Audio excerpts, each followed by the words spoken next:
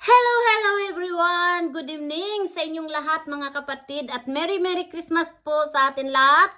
At sana'y nasa mabuti lagi kayong kalagayan at nag-enjoy tayo ngayong Pasko. Ngayon, dumako na tayo mga kapatid dito sa re-reactionan ko po, si Richelle. Dahil nung nakaalis na nga po ito si Ruel of Malalag na at talaga naman po ay yung pagpapaalam ni Richelle at talaga pong nakakalungkot. At yung kasiyahan nila dito sa Baguio, nauwi po sa kalungkutan. Dahil yun na nga po, maghihiwalay silang dalawa. Dahil yun po ay si Richelle pabalik na ng Dait at si Ruel naman po ay pa-flight ng papuntang Davao sa Malalag po. Kaya nga po nakakalungkot po yung kanilang pagpapaalaman na talagang nakakaiyak naman po talaga mga kapatid. Dahil syempre, alam na natin na hindi sila magkasama ngayong Pasko. Kaya medyo nakakalungkot po talaga naman na ano. Pero sana naman mga kapatid unawain natin dahil hindi pa naman silang dalawa ay mag-asawa. Kailangan po nilang mapumunta sa kanilang pamilya, diba? Si Richelle naman papunta na uuwi na silang Dait at doon naman sila magsiselebrate ng Christmas. At si Dudong naman ay pupunta ng Davao sa Malalag. Kaya tayo naman mga kapatid na mga nagmamahal dito sa Rochelle, sana po ay malawakan natin ang pag-iisip at pag-uunawa na sana nga ay gabayan natin lagi itong dalawa na para po ay palagi silang maging masaya. Malungkot man ang pagpapaalam na yun nga ay kahit nga sa harapan ni Tatay Richelle ay napayakap si Richelle dahil talagang doon po talaga niya na kita na ayon sa pagsama nila na nasa Baguio, di ba, ang saya-saya nila na halos hindi na po matapos ang kaligayahan.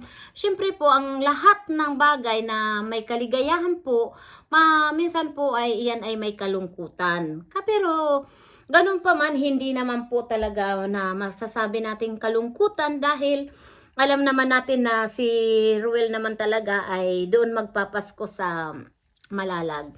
At ito nga po ay nakakatuwa nga po itong si Ruel na siguro nga yung pagod, yung saya nilang dyan sa Baguio, na naipon na yung pagod po na nakatulog siguro sa eroplano, yun na mahimbing, ay hindi niya po namalaya na nasa Malalag na, nasa Davao na sila.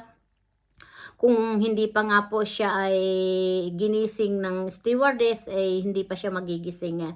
Kaya ito nga po talaga ay minsan talaga ang katawan natin mayroon din po talagang yung mararamdaman din natin na pagod. Ako nga gusto ko laging nakapikit ang mata ko dahil parang kulang na kulang po ako sa tulog. Kaya ganun pa man mga kapatid, at sana tayo po ay yung laging mag-iingat tayo, pangalagaan natin ang katawan natin kahit tayo ay laging busy, may mga ginagawa, kailangan bigyan po natin ng pansin ang ating katawan. Dahil alam nyo naman po na yan talaga ay makakaramdam din, 'di ba?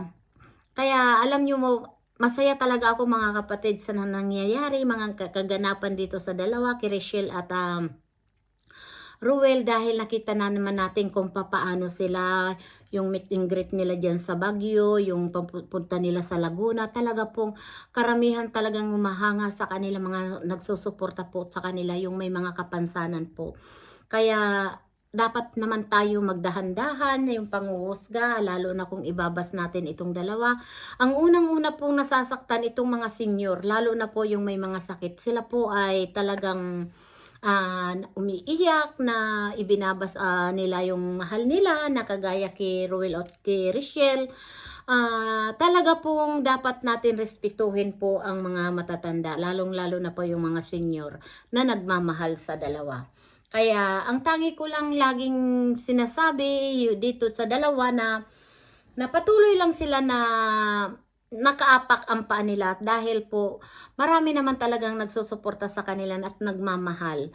Kaya kahanga-hanga po talaga ito. I'm very proud sa inyong dalawa dahil ginawa nyo yung talagang pinakita nyo sa mga senior na may mga sakit na talagang cool talaga kayo na talagang hinakap nyo talaga ang mga senior. Kaya ako hangang-hanga sa inyong dalawa. Sana hindi po yung baguhin na yan dahil alam nyo naman ang mga senior ay sensitive. Kaya ang sabi nga, di ba, na sabi ni Lola na kahit siya mamatay na, maligayang maligaya na siya dahil sa nakita na kayo.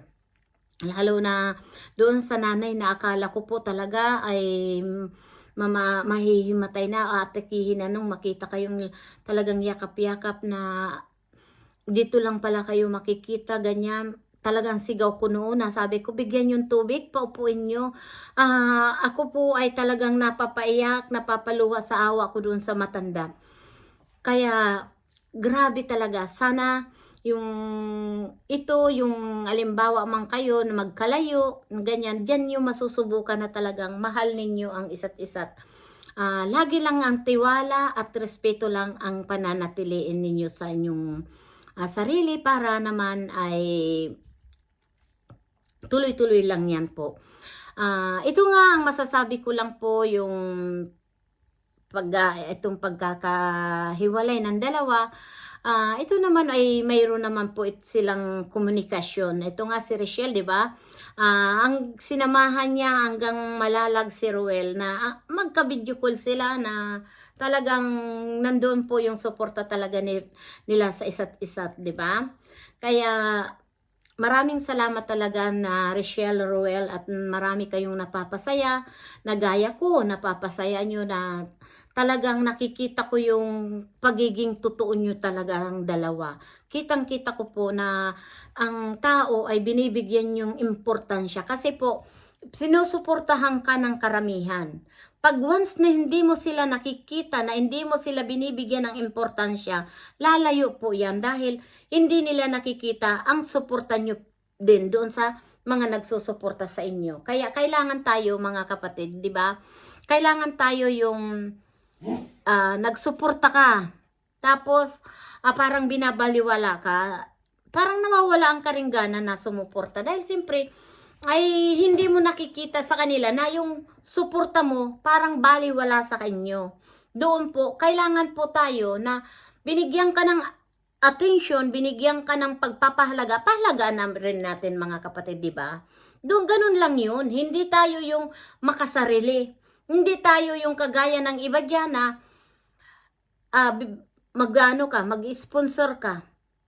Ang gandun lang dahil wala naman sabi no string attached. Ganun po. Pero doon sa katuwiran na ganun, hindi ako kumbinsido mga kapatid. Dahil once na tayo binigyan ka ng importansya, nakita ka, kahit hindi ka po, ay parang tinutulungan ka rin po para makatulong ka sa ating mga kababayan. Pero po, bigyan mo rin na po yung importansya na itong taong ito na tumutulong na parang, oo, ikaw lang ang tumutulong, hindi naman sa'yo napupunta at sasabihin mo tumutulong ka, pero pahalagahan nyo po.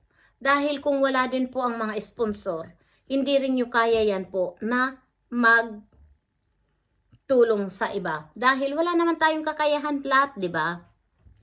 Tulong-tulong, yun lang po. Tulungan kita, tutulungan mo ako.